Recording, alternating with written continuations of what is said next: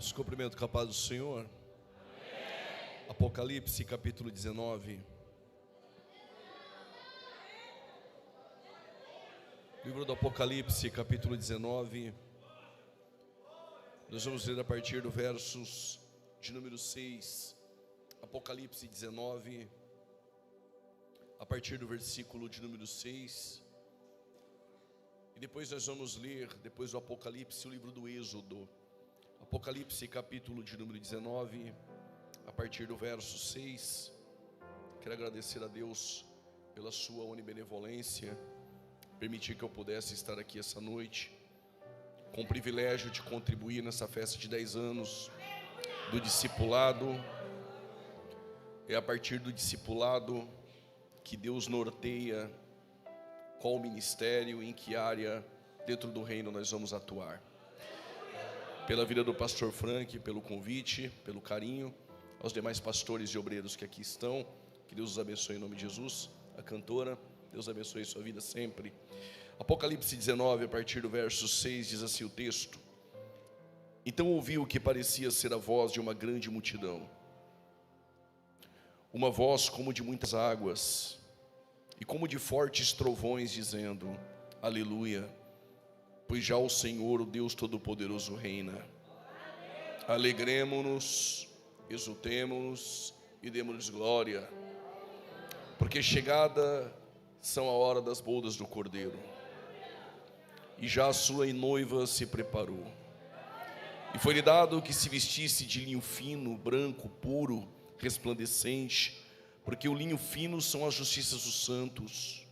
E um anjo me disse: Escreve: Bem-aventurados aqueles que são chamados à ceia das bodas do Cordeiro.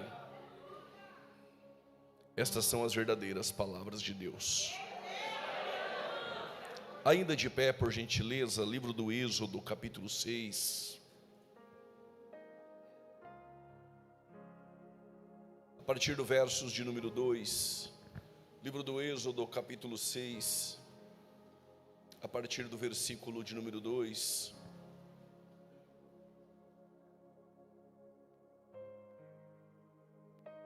Falou mais Deus a Moisés e disse: Eu sou o Senhor. E eu apareci a Abraão, a Isaque e a Jacó como Deus Todo-Poderoso, ou Deus El Shaddai. Mas pelo meu nome, o Senhor, eu não fui perfeitamente conhecido. Se a palavra Senhor está com todas as letras maiúsculas em sua Bíblia, diga amém. Amém. Olhem para cá, por gentileza, e daqui a pouco eu vou ler o versículo 6 e 7.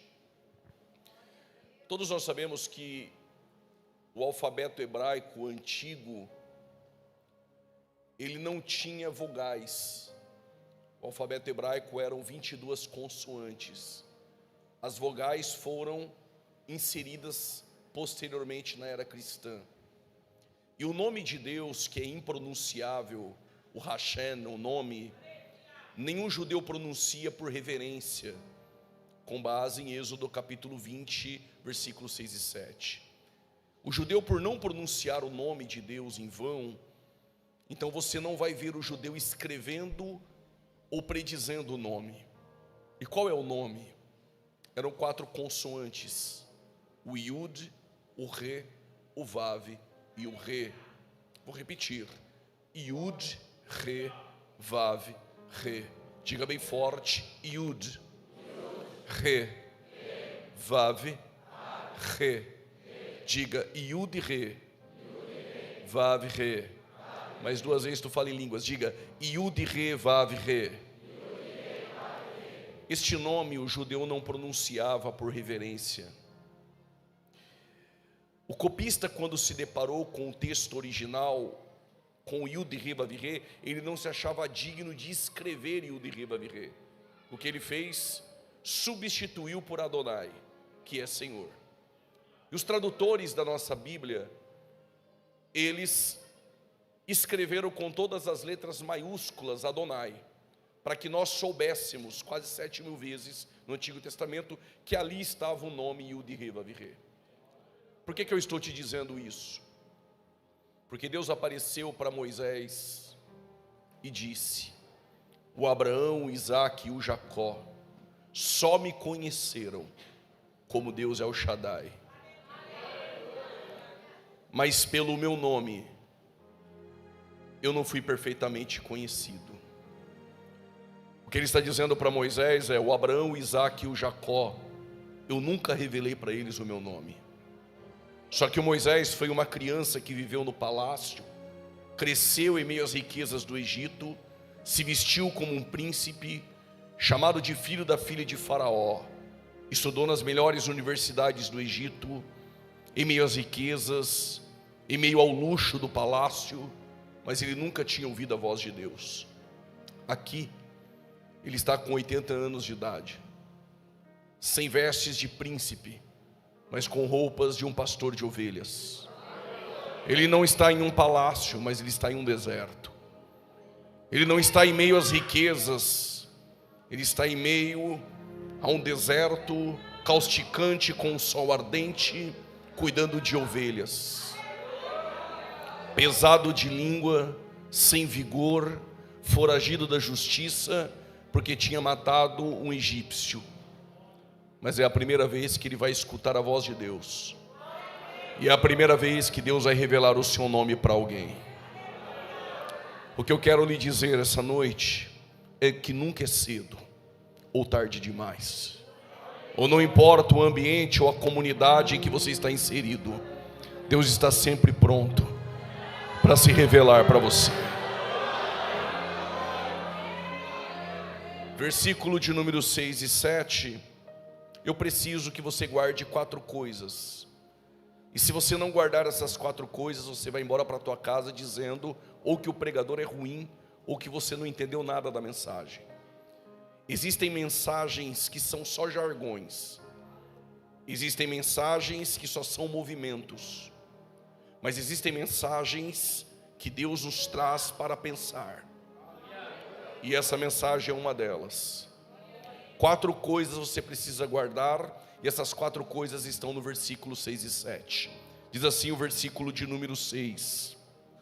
Portanto, Moisés, diga aos filhos de Israel: eu sou o Senhor, e vos tirei debaixo, diga bem forte, das cargas. A primeira coisa que você não pode esquecer, diga cargas.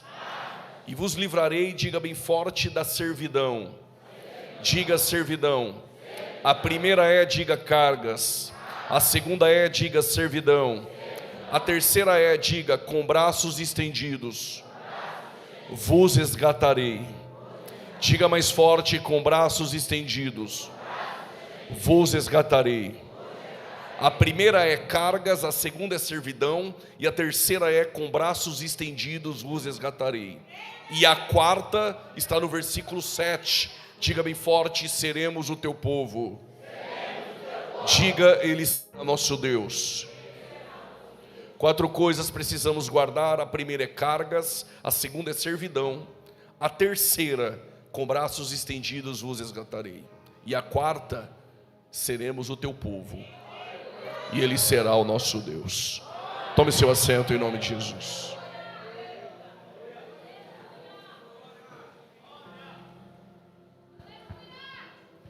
Quando Deus desceu na terra da Mesopotâmia, é porque Deus queria formar uma grande nação. E quando Deus quer formar uma grande nação, Ele não escolheu uma nação pronta. Deus até poderia ter escolhido uma nação pronta, com um nome, e através dessa nação se revelado ao mundo. Mas Deus não quer nada pronto. Deus não quer o seu projeto na mesa dele, dizendo: é assim que eu quero.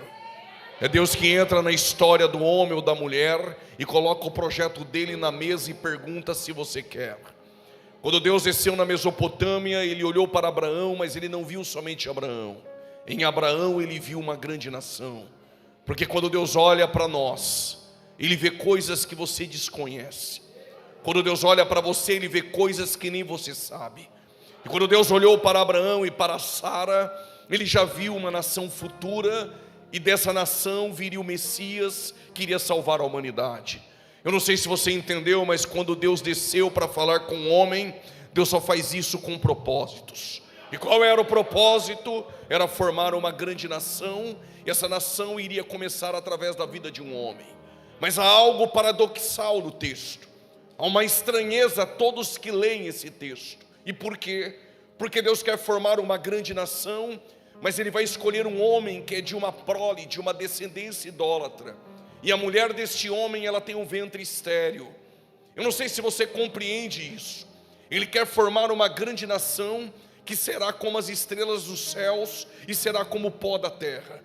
Mas o ventre que Ele vai escolher é um ventre estéril. Na verdade, todas as vezes que Deus quis mudar o curso da história, de um ventre estéril Ele fez nascer um menino. Quando Ele precisava formar uma grande nação, do ventre estéril de Sara, esposa de Abraão, nasce Isaque. Quando Ele precisava do desdobramento dessa nação, do ventre estéril de Rebeca, esposa de Isaque, nasceu Jacó. Quando Ele precisava de um libertador na tribo de Dan, esposa de Manoá, estéril, nasceu Sansão. Quando Ele precisava de uma voz para aclamar no deserto, do ventre estéril de Ana, esposa de Eucana, não. Quando Ele precisava de um avivamento em Israel, do ventre estéril de Ana, esposa de Eucana, nasceu Samuel. Quando Ele precisava de um libertador na tribo de Dan, nasceu Sansão. Quando Ele precisava de uma voz para aclamar no deserto, do ventre estéril de Isabel, esposa de Zacarias, nasceu João Batista. Mas quando Ele precisava salvar a humanidade, não foi de uma estéril, eis que uma virgem. Alguém entendeu? Eis que uma virgem conceberá e dará à luz a um filho, e o teu nome é Emanuel. É Deus conosco essa noite.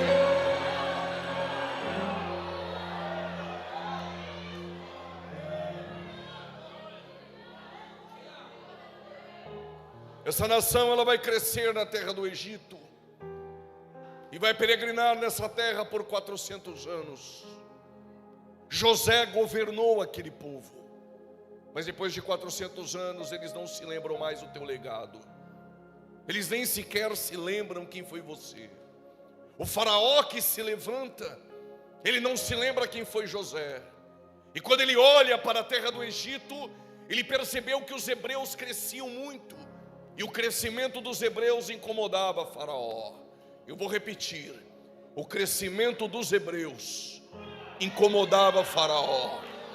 Eu vou ser mais claro essa noite: o nosso crescimento incomoda alguém. Alguém levantou a mão, vou repetir: o nosso crescimento incomoda alguém. Então o que Faraó fez? Ele precisava impedir o crescimento. Então ele deu um decreto. E qual era o decreto? Aumente o jugo, aumenta a carga do povo, e quem sabe eles irão parar de crescer. Mas diz o texto: quanto mais aumentava a carga, mais ela crescia. Quanto mais aumentava a prova, mais tinha crente com a mão direita levantada e dando glória. Quanto mais aumentava a luta, mais tinha crente que já tinha pulado da cadeira e dado aquele brado de glória que o diabo odeia. Os hebreus cresciam, frutificavam. Oh, glória! Diz o texto: quanto mais aumentava a carga, mais eles cresciam, frutificavam e multiplicavam. Então Faraó, ele pensa em um segundo decreto. Qual o decreto? Se eu não posso impedir o crescimento, então peça para as parteiras matarem todos os meninos que nascerem do sexo masculino entre as hebreias. Quem é espiritual essa noite vai pegar rápido. Em tempo de crise, as tribos ficaram com medo de gerar. Zebulon não gera, Naftali não gera, Manassés não gera, Rubens não gera, Judá não gera, a tribo de Dan não gera. Em tempo de discipulado tem muita catedral que não gera. Em tempo de crise tem muita gente que não gera. Mas Anrão e Joquebede disseram: se eles não geram, geramos nós. Se ele não dá glória, dê por você e por ele. Se ele não evangeliza, evangeliza você. Se ele não santifica, santifica você. Se ele não vem para o discipulado, venha você. Quem faz em tempo de crise o que ninguém quer fazer, vai viver experiências que os outros não viveram.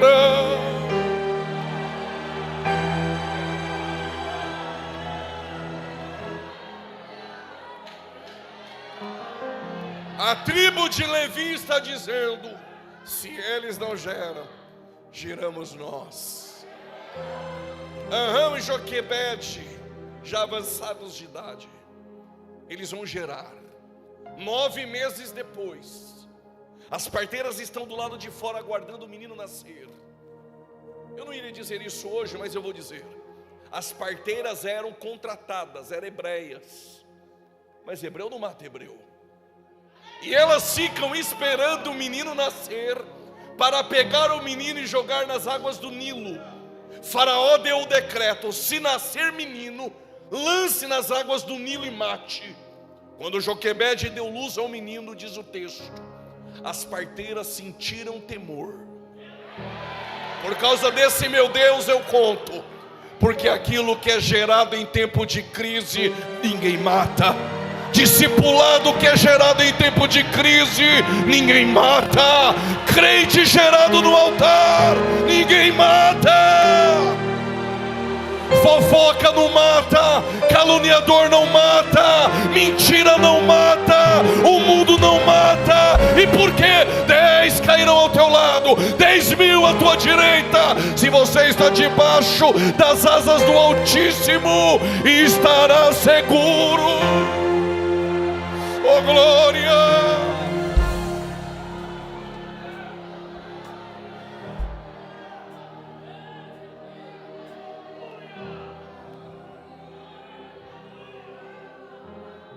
O que eu vou dizer aqui é para crente. Eu não sou movido à glória a Deus, mas se tiver na carne, dá glória. Só não dá se tiver no osso.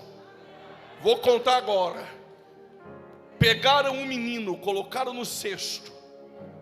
O que deveria fazer a mando de Faraó? Lançar o menino nas águas do Nilo e matar.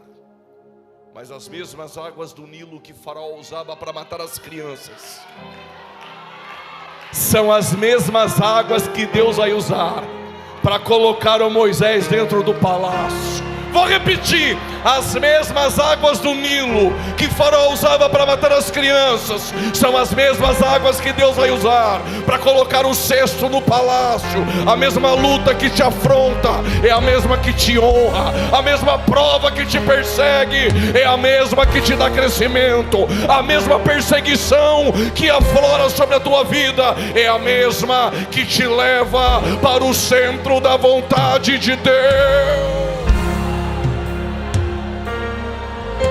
Prepara-te, prepara-te. É nessa crise que Deus te leva onde Ele quer.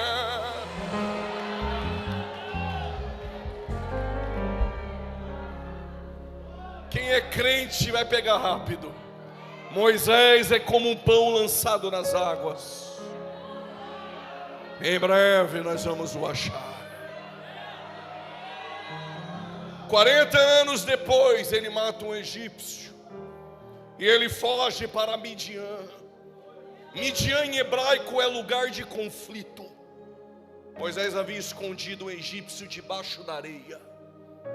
Tudo que é escondido debaixo da areia, uma hora o sopro do vento do Espírito revela. Pregador, mas tem coisas em mim que precisam ser reveladas.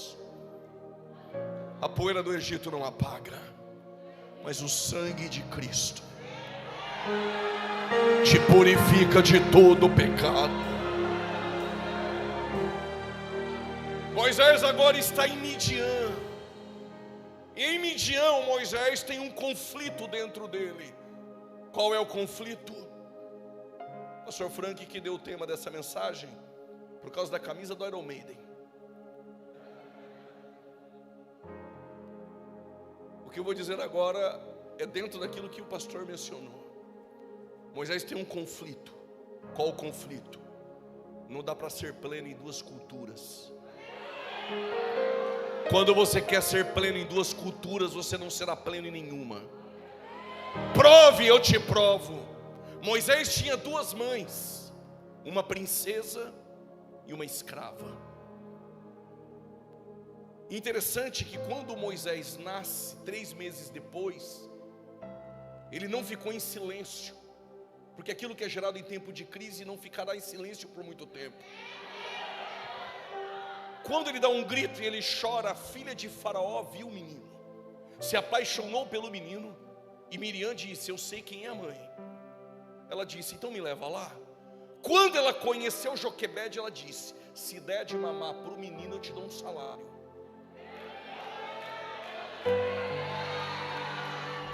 Escravo não tem direito a salário, mas quando tu gera em tempo em que ninguém quer gerar, Deus levanta até o ímpio.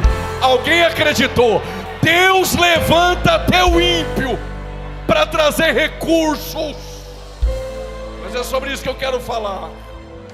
Moisés tem duas mães, uma princesa e uma escrava. Ele vive em um palácio, mas ele também, na casa dos seus pais, tem uma casa de barro, feita de tijolos de barro. Moisés tem roupa de príncipe, mas quando ele visita os seus irmãos andam com vestes de escravo. O cabelo do Moisés é do Egito. O salão de cabelo dele era do Egito. A roupa dele é do Egito. O comportamento dele era do Egito. E ele falava como egípcio.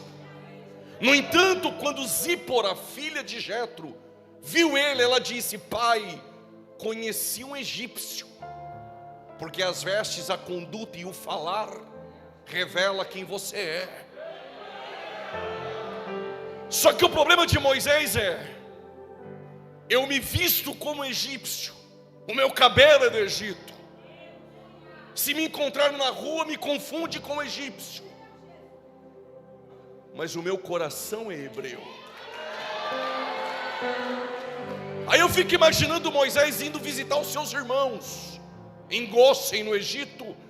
E quando ele chega lá, o cabelo dele é diferente, a roupa dele é diferente dos hebreus, ele fala diferente, e ele quer ser pleno entre os hebreus. Não dá para ser pleno em duas culturas.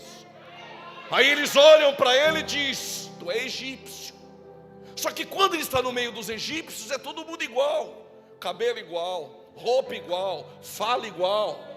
Só que de vez em quando ele esquece que é hebreu e solta o sangue de Jesus, tem poder. Eles olham e dizem: tu é hebreu. A gente precisa se definir. Afinal de contas, quem sou eu? Quem é você? Mas uma hora a sarça arde. Moisés está trabalhando e todos os dias ele vê sarça. Sarça é comum. O que não é comum é sarça pegar fogo e não se consumir. Quando eu fui para o Egito, eu falei para os meus irmãos que aqui ficaram: vou chegar lá, vou tirar foto da sarça e vou mandar para todo mundo. Quando eu vi uma sarça, nem foto tirei. Comum, insignificante e sem aparência. Sarça não chama a atenção de ninguém. Mas aquele dia, Moisés caminhando, ele viu uma sarça. E a sarça pegava fogo. A sarça não chama a atenção de ninguém, mas o fogo chama. O fogo faz crente até levantar a mão em um culto como esse e dar glória a Deus. Se aumentar o glória, eu conto sobre o fogo. Gênesis capítulo 15, Deus fez uma aliança com Abraão por intermédio do fogo. Êxodo capítulo 3, Deus chamou Moisés em uma sarça de fogo. Levítico capítulo 6, versículo 12: no altar há um fogo que queima continuamente. Êxodo capítulo 13, versículo 32 a seguir: há uma coluna no deserto, e essa coluna é de fogo. Primeiro livro dos Reis, capítulo 18, versículo 38: Deus respondeu a Elias com fogo. Jeremias 23, versículo 29: a tua palavra é fogo. Zacarias capítulo 2, versículo 5: o Senhor é um muro de fogo. Mateus capítulo 3, versículo 11: eu só batizo com água, mas tem alguém, parece que alguém conhece ele, mas tem alguém que é mais poderoso que o pregador, que é mais poderoso que João Batista. Quem é ele? É aquele que vos batizará com Espírito Santo e com fogo. Receba poder essa noite. Receba poder essa noite. receba a presença dEle. Oh, glória!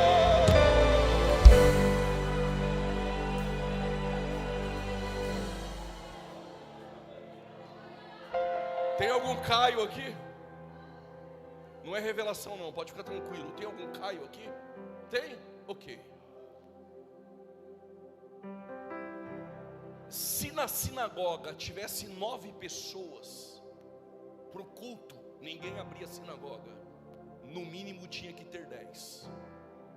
Sinagoga para ter culto tem que ter 10. Se tiver 9 não tem culto. Jesus falou, se na Arca da Aliança tiver 1, 2 ou 3, tem culto. Segura. Segundo o Talmud, se tivesse 2 judeus falando da Torá, ele aparecia. A presença dele chegava. Repito, segundo o Talmud, se tivesse 2 judeus falando da Torá, Deus se manifestava. Em Lucas 24, por causa desse aleluia, tem 2 andando no caminho de Emaús. Falando de quem? Dele, ele chegou. Quando ele chegou, diz o texto, e ele falava das escrituras, e o coração dos 2 de Emaús ardia. O que o Caio tem a ver com isso? A palavra arder no grego é Caio, e Caio significa, isso aqui é só para quem gosta, pegando fogo. Já pegou aqui? Pegando fogo. Não vão acabar com o fogo do pentecostalismo no Brasil, porque ainda tem uma igreja em Belém do Pará, porque tem ainda uma igreja de discipulados acendendo como gravetos e pegando fogo. Alguém já acendeu aqui? Tem crente aceso aqui para a glória de Deus. Não estou pregando para tora, estou pregando para graveto. Graveto pega fogo.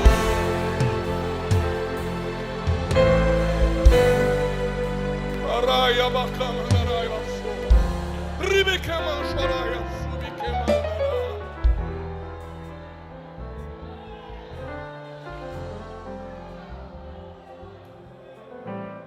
Quando Paulo chegou em Malta, e Malta estava muito frio, que você assistiu 40 vídeos de pregador reformadinho e queira mudar de igreja, quer sair da assembleia, quer sair do meio pentecostal, chega lá, fica geladinho, volta correndo. Sabe por quê? Porque o lugar e o ambiente é fogo, é fogo, é fogo. É palavra e fogo. É palavra e fogo. É luz na mente, fogo no coração.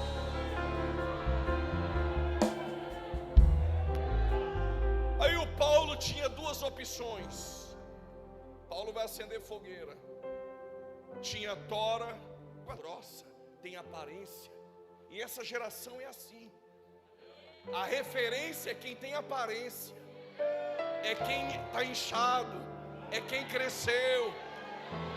E Paulo quer acender fogo na tora.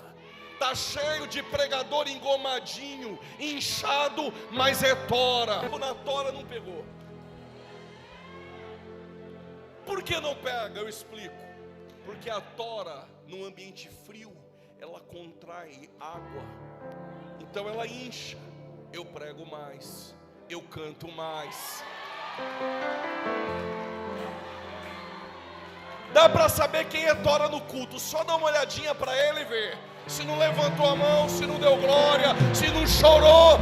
Se é tora pode ficar com a mão baixada, mas se é graveto essa noite, mas se é graveto essa noite,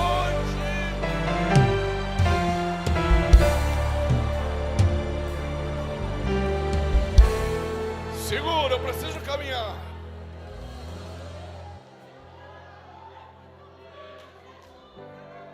Tem graveto que não pula, não levanta a mão, mas dá glória por dentro, tá tudo bem. Só que se pegar o graveto sozinho e colocar fogo, ele pega, mas daqui a pouco apaga. É discipulado, o reino de Deus não tem carreira solo. Tá cheio de crente que pega, daqui a pouco é só fumaça. Cutuca teu irmão, fala para 2 ou 3, chacoalha 10. Não tem presença, só tem movimento. Não tem Bíblia, só tem jargão. É só cutuca, chacoalha. Mas quem veio aqui essa noite não veio para jargão, não veio para movimento, mas veio ouvir a palavra e o pão vivo que desceu do céu.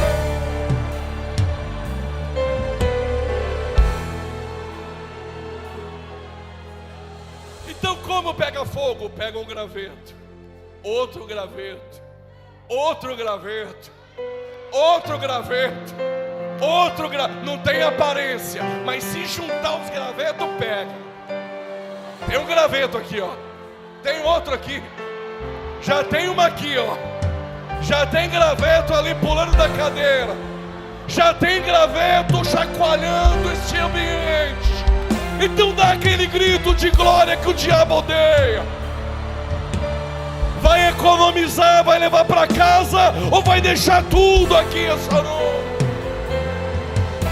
Isso aqui é parar, meu irmão.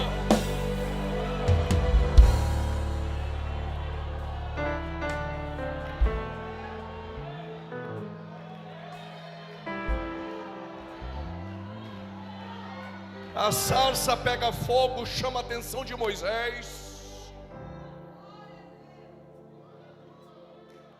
Só que agora Moisés não tem cabelo do Egito. 40 anos com Jetro. Jetro já cortou o cabelo dele, crente, trocou a roupa. Se você encontrar ele na rua, tu fala, isso é crente. Só que a sarça ardeu, Moisés falou, é comigo? É sim, senhor. Só que tem um detalhe, Moisés. Eu sei que teu cabelo não é mais do Egito, a roupa não é mais do Egito. Não fala mais como egípcio, mas debaixo da sandália tem. Tem o quê? Tem um pouquinho de poeira. De onde? Do Egito. Se tiver isso aqui do Egito, nem vem, que eu não te uso. Tira a sandália. Tira a sandália. Tira a sandália, Moisés. Vem para o discipulado, tira a sandália. Quer ser pregador, tira a sandália. Quer ser cantora usada por Deus, tira a sandália. Não dá para levar bugiganga na caminhada da fé. Deixa tudo do Egito para trás e vem. E vem, e vem. Vou falar com você agora. O Moisés tinha 80 anos. Sabe o que Moisés escreveu? Moisés escreveu os Salmos 90 e disse assim: até 70, até dá para fazer a obra. Com 80 pode jubilar quem fado. Deus chamou com 80, só para mostrar que quem faz é Ele. Alguém entendeu? Quem faz e quem chama é Ele. Moisés, eu vou te usar. Tu vai para a terra do Egito e vai falar com o faraó. Irmãos, falar com o faraó é falar com o homem mais poderoso da terra. Vou dar um exemplo. É pegar você, com essa camisetinha vermelha, aqui da comunidade, de Belém do Pará, e dizer: estou te tirando daqui, te levando para falar com Trump. O que tu pensa? Como isso vai acontecer? Como pode alguém sem aparência, comum, aos olhos dos homens, insignificante, chamar a atenção do homem mais poderoso da terra? Tu não entendeu, Moisés? Assim como eu peguei uma sarça comum, insignificante, sem aparência, e incendiei, e chamei tua atenção, te levo para o Egito. Tu é comum, não tem aparência, é insignificante, mas eu vou te incendiar. Alguém entendeu? Eu vou te incendiar e vou chamar a atenção de Faraó. Se ele te incendiar essa noite, ele pode fazer coisas que teus olhos ainda não viram.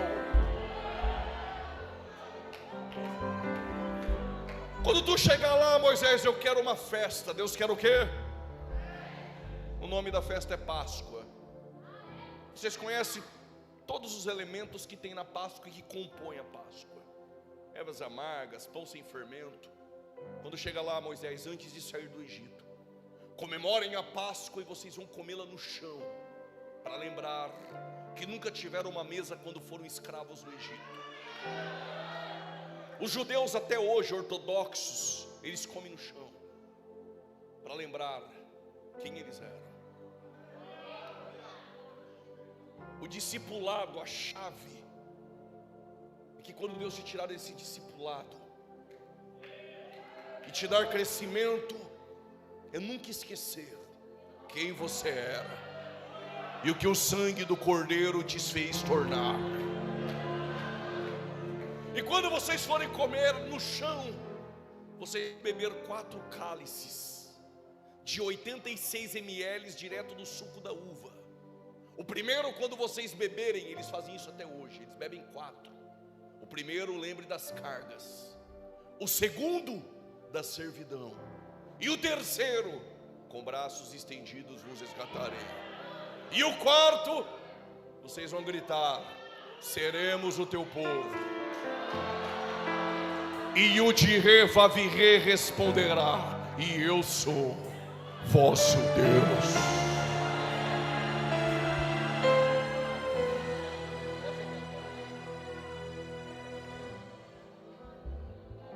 Vocês me aguentam mais uns 25 minutos? Digo amém. Era em Jerusalém.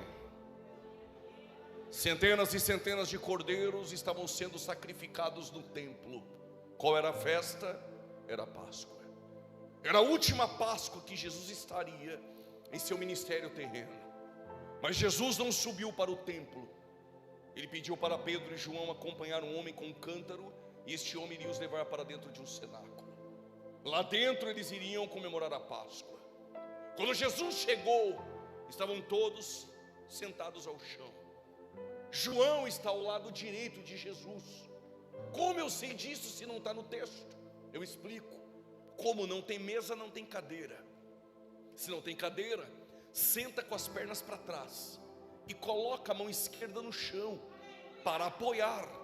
E aquele que coloca a mão esquerda no chão, ele coloca o seu rosto no peito daquele que está ao teu lado esquerdo.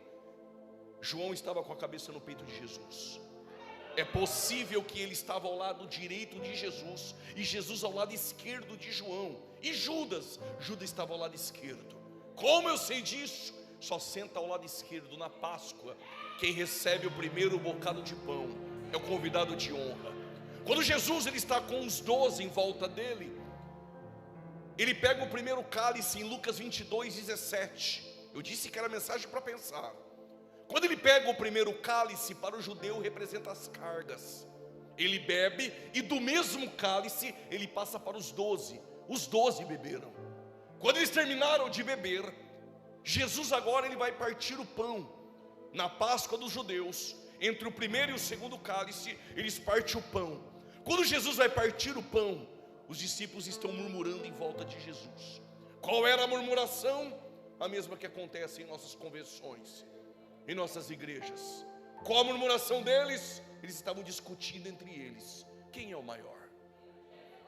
Será que eles estavam enciumados porque Judas estava ao lado esquerdo e João ao lado direito? Eu não sei. Mas eles discutiam quem é o maior. E não é assim em nossos dias. Quem prega mais? Quem canta mais? Quem ensina mais? Quem aparece mais? Quem tem mais seguidores? Quem tem mais curtidas? Quem tem mais compartilhamentos? No mercado gospel, o que manda é quem ganha mais, é quem aparece mais, é quem canta mais. Só que se você visitasse a casa de um judeu e lá tivesse 4 escravos, o mais indigno dos escravos iria lavar os teus pés. Lavar os pés era papel de um escravo. Enquanto eles discutiam quem era o maior, o nosso Deus, que se fez carne e não deixou de ser Deus, tirou o vestido. Isso é discipulado. Tirou o vestido, pegou a toalha e uma bacia e vai lavar os pés dos discípulos. Ele vai fazer o papel de um escravo. Enquanto eles discutem quem é o maior, o nosso Deus, como escravo, lava os pés dos discípulos. Ele quer ensinar algo essa noite. O maior não é o que prega, o maior não é o que canta, o maior não é o que tem seguidores, o maior não é o que aparece no mercado. Quem é o maior? É aquele que serve, é aquele que serve, é aquele que serve.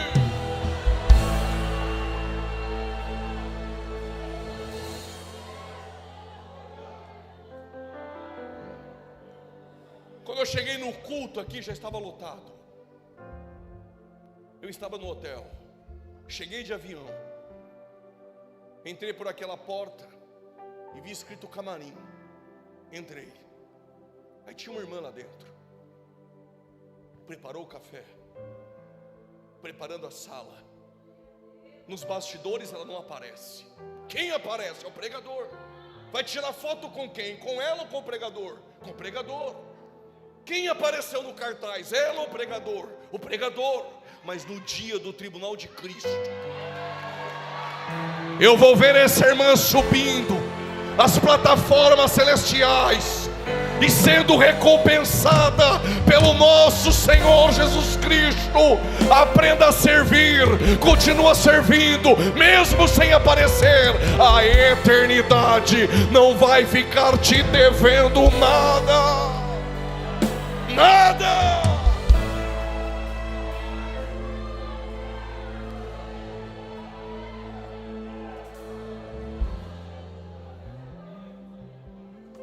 Por isso que quando ele vai lavar os pés dos discípulos, o Pedro tirou os pés. Pedro ficou constrangido. Como pode o Senhor, sendo o Senhor, lavar os meus pés? Pedro, se tu não deixar eu lavar os teus pés, tu não tem parte comigo. Então me dá um banho essa noite, Senhor. O que eu faço agora tu não entende, Pedro, mas tu entenderá depois.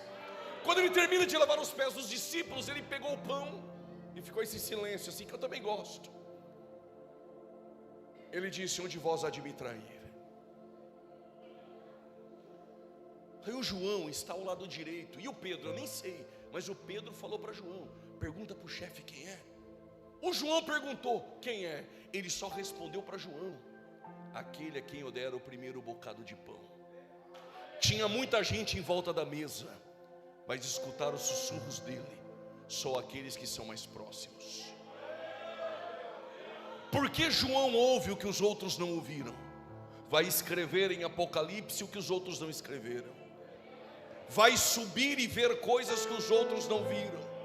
Porque o ministério de Jesus era acompanhado por 5.000 pessoas, mas só iam para o culto em Marcos 6 e João 6 por causa de pão e de peixe. Mas de 5.000 em 1 Coríntios 15 verso 6, somente 500 pessoas ficaram para vê-lo ressuscitar. Mas de 500 pessoas em Atos 2, só 120 estão no cenáculo, no ciclo de oração, orando no meio da semana. Mas de 120 em Lucas 10, só 70 vão para evangelismo, depois da escola bíblica dominical. Mas dos 70, só 12 andaram com ele. Mas dos 12, só 11 tomam ceia. Mas dos 11, só 3, Pedro, João e Tiago, foram para a casa de Jairo, para o Monte da Transfiguração e para o Getsemane. Mas dos 3, nos pés da cruz, só tem João. Porque João viu o que os outros não viram, sentiu o que os outros não sentiram, quer ir aonde eles não foram, quer ver o que eles não viram, vai com Jesus até o fim. Estamos falando de intimidade essa noite. Estamos falando daqueles que se aproximam dele. Aí ele diz: um de vós há de me trair, e este é o diabo. E Judas, porventura sou eu, Rabi? Tu dizes. A expressão grega tu dizes é isso mesmo. Quando Jesus deu para ele o bocado de pão, Satanás entrou nele e ele saiu da mesa. Então Jesus pegou o segundo cálice, que para o judeu fala da servidão. Ele disse: este cálice é a nova aliança no meu sangue. Confere lá em casa, Lucas 22:17 o primeiro cálice, Lucas 22:20 o segundo cálice. Quando ele terminou de beber o segundo cálice com os 11, ele canta um hino. Só que depois de cantar o hino, tem que beber o terceiro cálice. Ele não bebe, e tendo cantado um hino, foi para o Monte das Oliveiras. Os discípulos foram atrás dele. Falta 2 cálices. O terceiro é: com braços estendidos vos resgatarei. Porque ele não bebeu na mesa, ele vai beber depois. E o último: nós somos o teu povo, ele será nosso Deus. Ele bebeu 2 cálices na mesa, mais 2 ele não bebeu. E quando ele vai para o Monte das Oliveiras, os discípulos vão atrás dele, ele para e olha e diz: todos vocês serão como ovelhas que não têm pastor. O pastor vai ser ferido e vocês irão me abandonar. Pedro, né, sempre o Pedro, olhou e falou: Jesus, eu vou contigo até o fim, eu morro contigo. Pedro não estava mentindo, o problema é que Pedro não sabia quem ele era por dentro. Mas Jesus sabe coisas ao teu respeito que nem você sabe. Eu vou repetir para esse lado: Jesus sabe coisas sobre você que nem você sabe. Pedro, tu vai me negar. Antes que o galo cante 3 vezes tu me nega. Mas eu vou para Galiléia. Eu vou repetir: antes que o galo cante 3 vezes tu me nega, mas eu vou lá para Galiléia. Sabe qual a diferença de Pedro e de Judas? Judas não foi decretado a trair. Isso aqui vale a noite. A porta que você bate após a queda define a tua restauração. Judas bateu na porta dos anciãos com 30 moedas. Eles disseram: se vira. E Pedro, o pregador, disse que abandonou o ministério, entregou a carteirinha da convenção, ficou nu e foi pescar. Quem disse isso para esse infeliz? Ele foi para o mesmo lugar que Jesus disse que estaria. Ele foi para o mesmo lugar que há 3 anos antes. Ele escutou Jesus dizer: farei de ti pescador de homens. Deus te trouxe no mesmo ambiente essa noite para dizer: eu te restauro essa noite. Eu não te perdi de vista. Eu não me esqueci de você.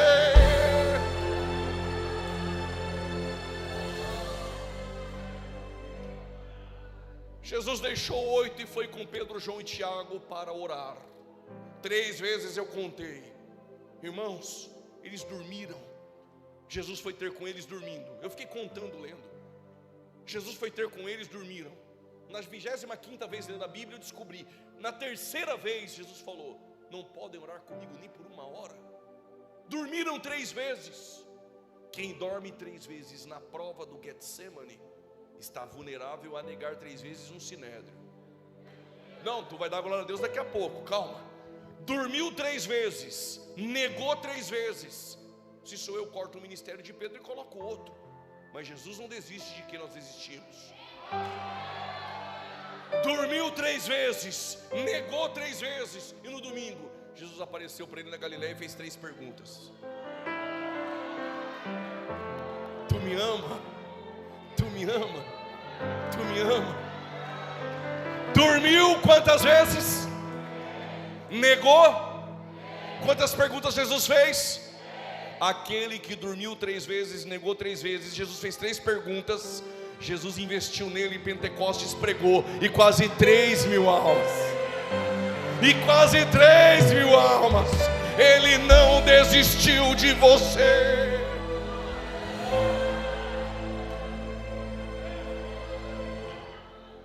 Quantos cálices faltam? Quantos? Ele está orando.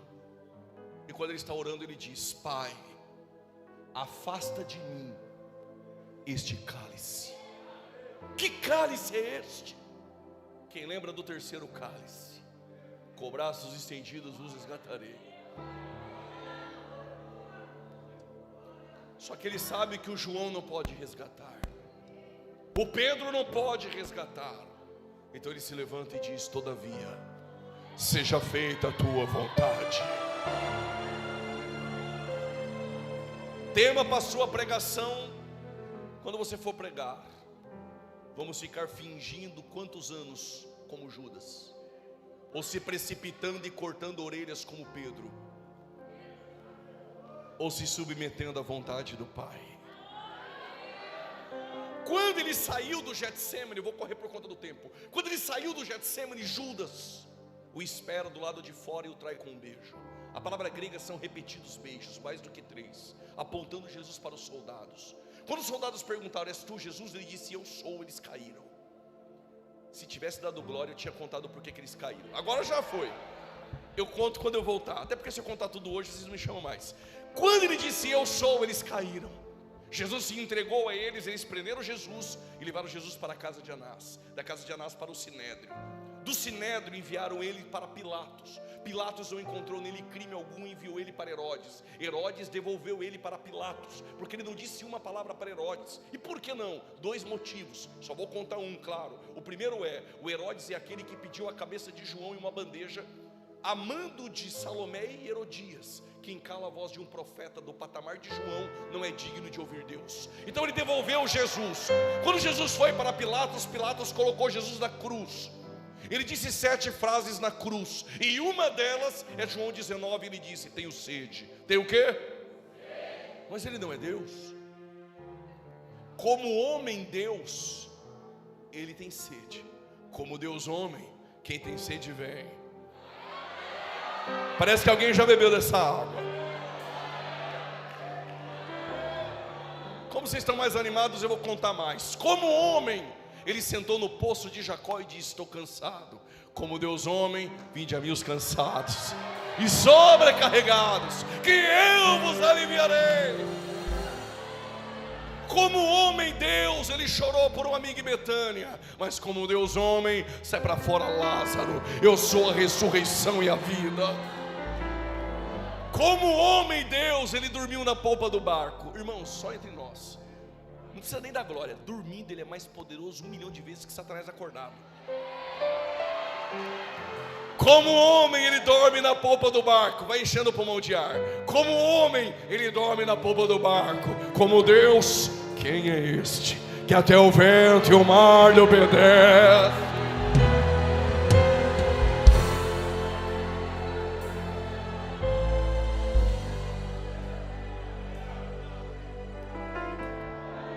Quando ele disse tenho sede, os soldados pegaram o vinagre. Pegaram o quê? Diga mais uma vez. Nem parece que tu comeu açaí hoje. Diga vinagre. A palavra no original não é vinagre, é vinho azedo. Ele está com braços estendidos. O que ele está dizendo é: me dá logo o terceiro cálice.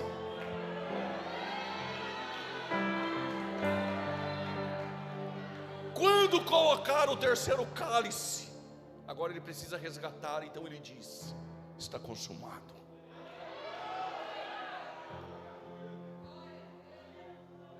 Sabe o que é ser resgatado, irmãos? Quando você coloca essa camiseta vermelha do discipulado e diz: eu fui resgatado. Sabe o que é ser resgatado na prática? Um menino judeu, quando ele tinha 13 anos de idade, ele passava por uma celebração chamada de Bar Mitzvah. Bar, filho, Mitzvah, mandamento. Com 13 anos ele decorava 613 preceitos da lei. Então fica a dica para quem ainda não decorou 4 versículos.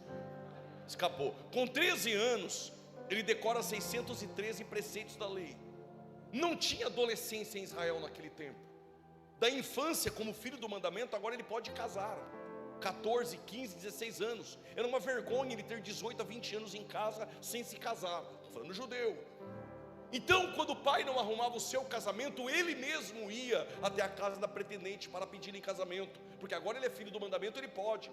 Ele levava uma quantidade de prata no bolso, um suco da uva e um contrato. Chegava na porta da casa da moça, batia na porta. Ela fingia que não estava sabendo, mas estava, né? Os pais da moça abriam a porta. Quando ele entrava, ele olhava nos olhos dela e dizia: quer se casar comigo? Se ela dissesse eu quero, ele pegava a quantidade de prata, colocava na mesa e dizia para o pai da moça: está pago o dote, tua filha agora é minha. Assinava o contrato, ele dava o suco de uva para ela beber. Só bebia o suco de uva quem aceitou o casamento, quem disse sim. Quando ela estava bebendo, ela estava declarando: eu aceitei o casamento. E ele era obrigado a fazer uma declaração de amor solenemente. Qual era? Na casa do meu pai, eu tenho uma morada para te levar.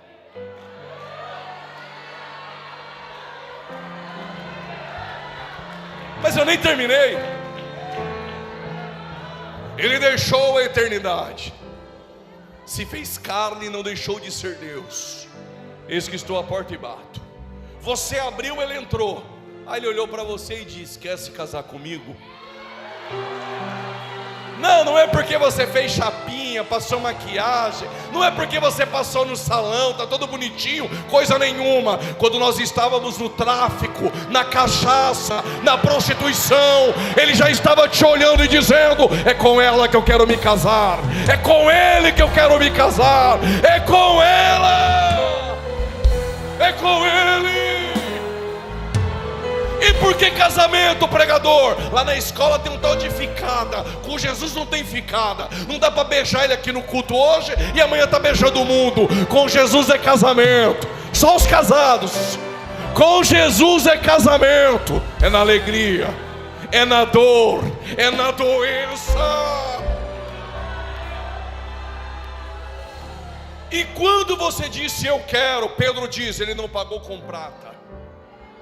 O dote ele pagou com sangue. E ele está dizendo: tu tem um dono agora. Você não vai mais para onde você quer, é para onde o teu dono quer. Você não veste mais como você quer, é como o teu dono quer. Quando na ceia você bebe o suco da uva, só bebe suco da uva quem casou com Jesus. Enquanto você está bebendo, tem uma declaração de amor. Qual é? Prepara-te. Não se turbe o vosso coração. Crede em Deus e também em mim. Na casa de papai eu tenho uma morada para te levar. Quantos cálices faltam? Quantos?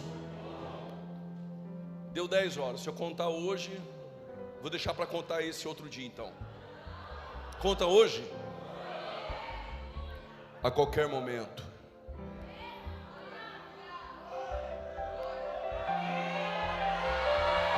Enquanto isso, o noivo e a noiva diz: vem. A qualquer momento. Enquanto isso, prepara-te.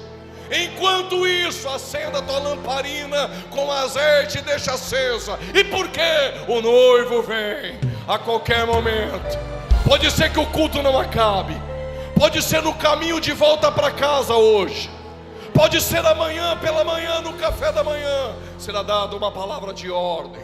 Com alarido e a voz de arcanjo, a trombeta de Deus vai soar. A trombeta de Deus vai soar. Os mortos ressuscitarão primeiro. E Paulo diz: depois nós. E depois nós. E depois nós. E depois nós, os que ficarmos vivos, seremos arrebatados. Encontraremos com eles nas nuvens, para o encontro com o Senhor nos ares. Prepara-te, Maranata, ora vem. Ora vem.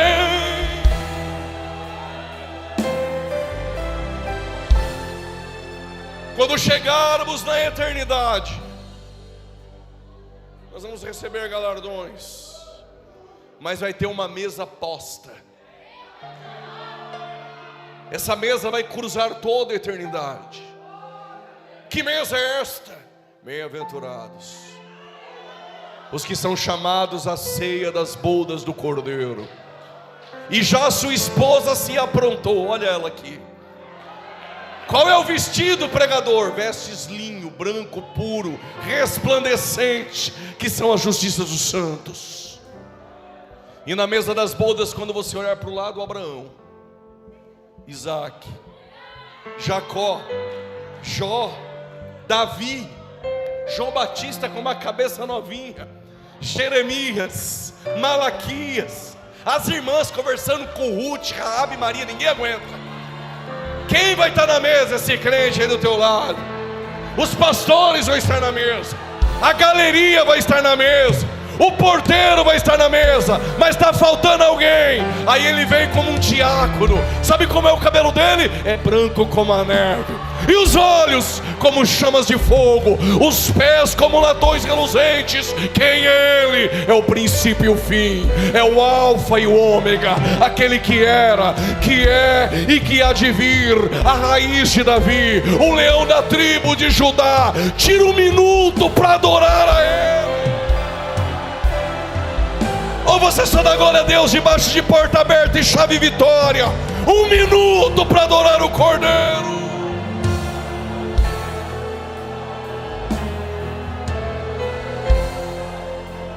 Prepara-te, prepara-te, prepara-te. Ora vem.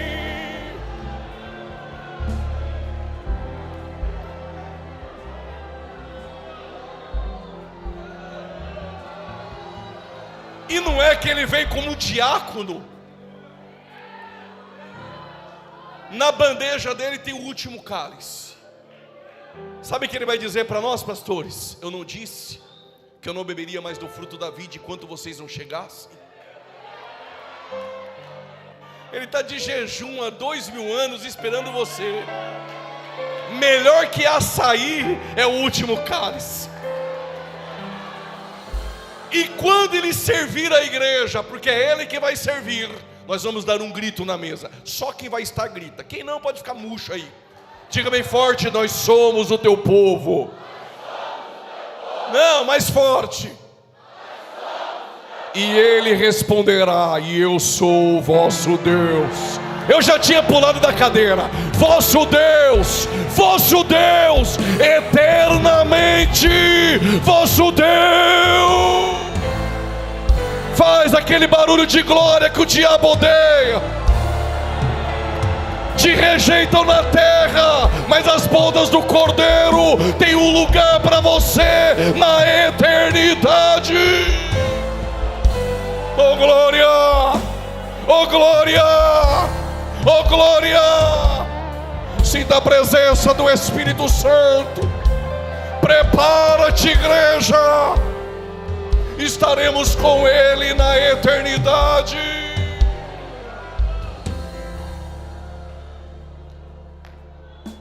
Coloque-se de pé, por gentileza.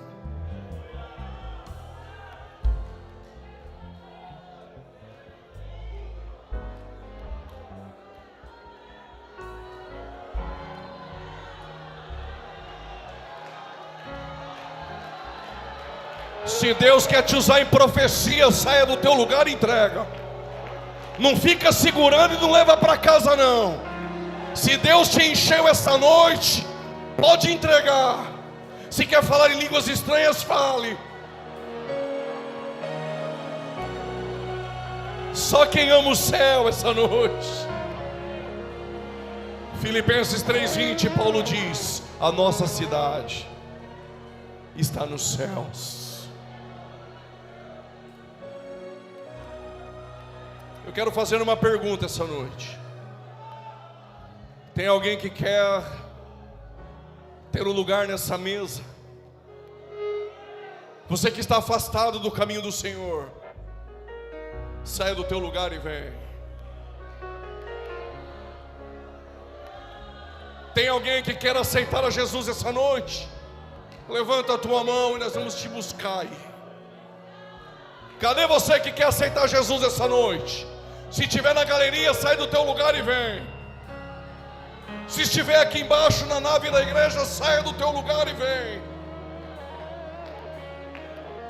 O Espírito Santo está te chamando aqui essa noite. Na mesa das bodas do Cordeiro tem um lugar para você. Cadê você que quer aceitar a Jesus essa noite? Isso, vem, garoto. Vem chorando mesmo, porque o Pai te abraça essa noite. Isso, abraça ela. Isso, vem. Tem mais alguém essa noite? Já tem a primeira alma, cadê a segunda? Vai ficar aí dando uma de difícil? Ou vai subir com a gente para arrebatamento? Saia do teu lugar e vem. Saia do teu lugar e vem. Isso. Se tem a segunda, tem a terceira. Cadê você?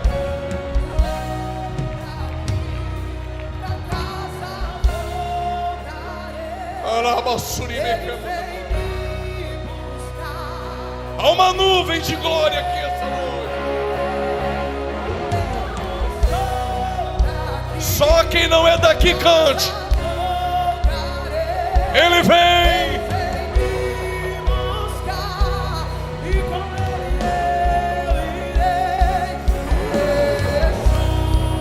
Declare, declare, declare. Pregador, não sou batizado com o Espírito Santo. Ele te batiza essa noite. Ele te batiza essa noite. Ele te batiza essa noite. Receba poder. Receba poder. Receba poder. Receba poder. Receba línguas estranhas essa noite. Receba renovo de Deus nessa noite. Em breve Jesus no céu vai aparecer e todo joelho se dobrará e toda língua confessará. Só quem vai subir. A igreja será arrebatada e num piscar de olhos acontecerá. Oh, glória.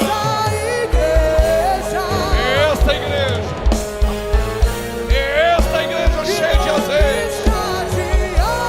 Essa igreja cheia de poder.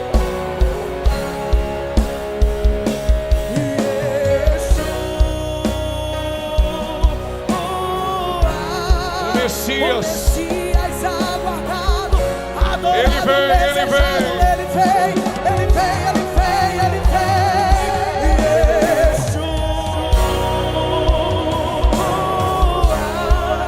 O Messias aguardado. Cadê você? Cadê você?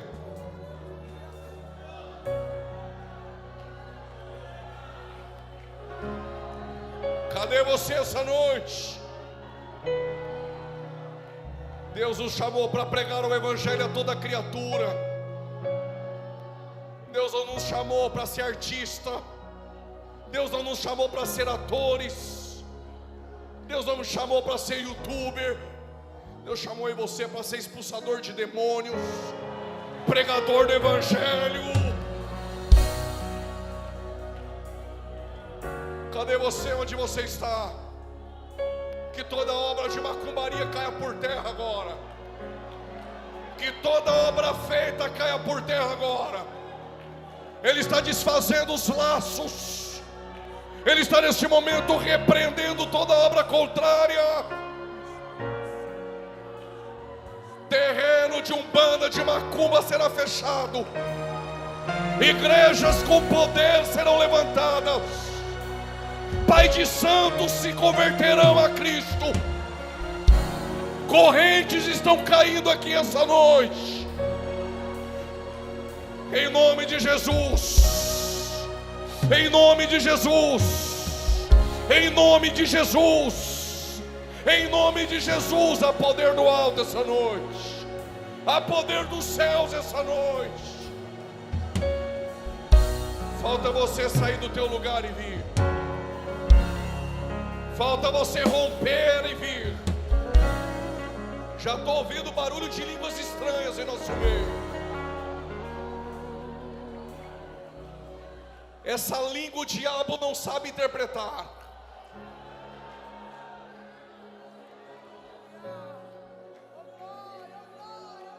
Eu estou esperando mais uma alma para entregar o microfone. Cadê você? Deus está te chamando aqui essa noite.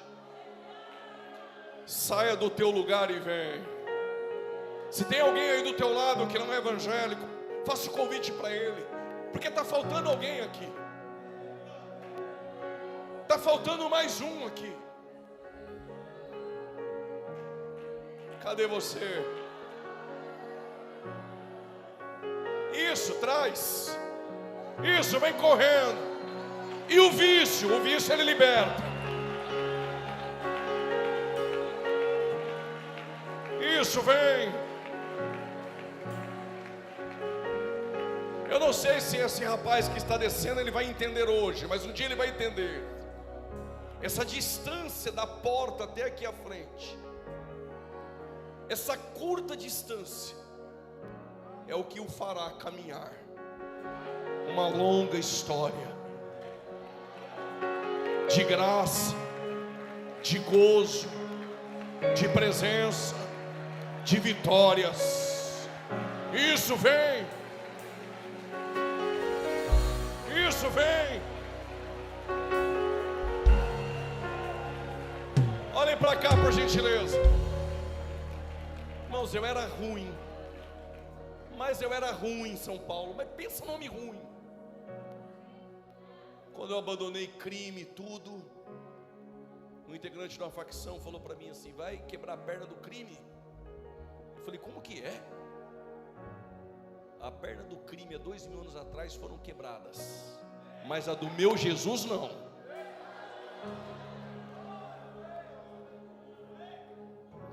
A libertação aqui essa noite.